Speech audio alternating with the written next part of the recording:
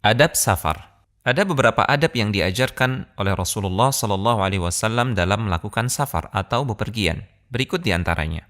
Pertama, sebelum melakukan safar, hendaknya kita menyelesaikan semua urusan terkait sesama anak Adam, seperti hutang, pengembalian barang pinjaman, mengembalikan amanah, dan yang lainnya. Allah Subhanahu wa Ta'ala berfirman yang artinya, sesungguhnya Allah menyuruh kamu menyampaikan amanat kepada yang berhak menerimanya. Kedua, sebelum keluar rumah untuk safar, hendaknya mengerjakan salat 2 rakaat. Nabi SAW bersabda yang artinya, jika engkau keluar dari rumahmu, maka lakukanlah salat 2 rakaat, yang dengan itu akan menghalangimu dari kejelekan di luar rumah. Jika engkau memasuki rumahmu, maka lakukanlah salat 2 rakaat yang akan menghalangimu dari kejelekan di dalam rumah. Ketiga, dianjurkan untuk pamitan dan menitipkan pesan, baik bagi musafir maupun orang yang ditinggal. Abu Hurairah radhiyallahu ta'ala anhu menceritakan, ada seseorang yang mendatangi Nabi SAW dan mengatakan, "Wahai Rasulullah, saya hendak safar, mohon nasihati saya." Maka beliau bersabda, "Bertakwalah kepada Allah dan bertakbirlah setiap melewati jalan yang menanjak." Di antara pesan yang disampaikan oleh Rasulullah SAW bagi orang yang hendak safar, beliau mengucapkan, "Aku titipkan kepada Allah agamamu, amanahmu, dan ujung akhir amalmu."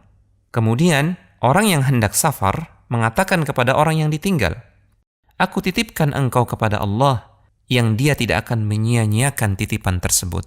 Keempat, lakukanlah safar bersama rombongan dan jangan sendirian. Rasulullah SAW bersabda yang artinya, seandainya manusia mengetahui apa-apa yang ada pada safar sendirian, sebagaimana yang aku ketahui, maka seorang musafir tidak akan melakukan safar pada malam hari sendirian. Dan jika safar dilakukan bersama rombongan, angkatlah salah satu sebagai ketua rombongan. Rasulullah SAW bersabda yang artinya, apabila 3 orang akan berangkat safar, hendaklah mereka memilih salah seorang sebagai ketua rombongan. Kelima, jika tidak mendesak, dianjurkan memulai berangkat safar di hari Kamis. Ka'ab bin Malik radhiyallahu ta'ala anhu menceritakan, jarang sekali Rasulullah SAW mulai melakukan safar selain di hari Kamis. Keenam, hindari musik atau membawa anjing ketika safar, karena malaikat tidak akan menyertainya. Rasulullah SAW bersabda yang artinya, sesungguhnya malaikat tidak akan menyertai rombongan yang di dalamnya ada anjing atau lonceng. Ketujuh, disunahkan bagi musafir untuk berjalan pada malam hari. Rasulullah SAW bersabda yang artinya, hendaklah kalian melakukan perjalanan pada malam hari, tatkala safar, karena bumi ketika itu dipendekkan pada malam hari. Kedelapan, memperbanyak doa ketika safar, karena doa musafir itu mustajab. Rasulullah SAW bersabda yang artinya, 3 doa yang tidak akan ditolak, doa orang tua untuk anaknya, doa orang yang sedang berpuasa, dan doa orang yang sedang safar. 9.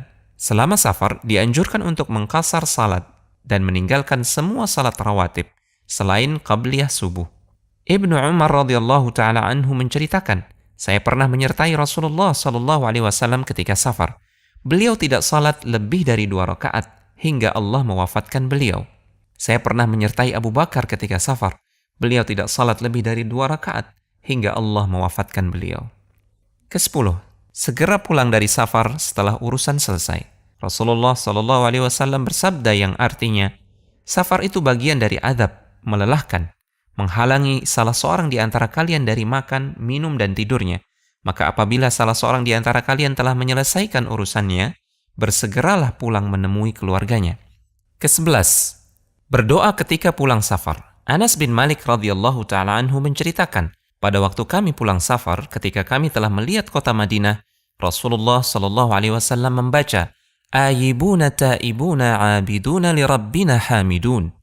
Orang-orang yang kembali, bertaubat, beribadah, dan hanya kepada Rabb kami semua memuji. Beliau terus membacanya hingga kami memasuki kota Madinah. Yufid.tv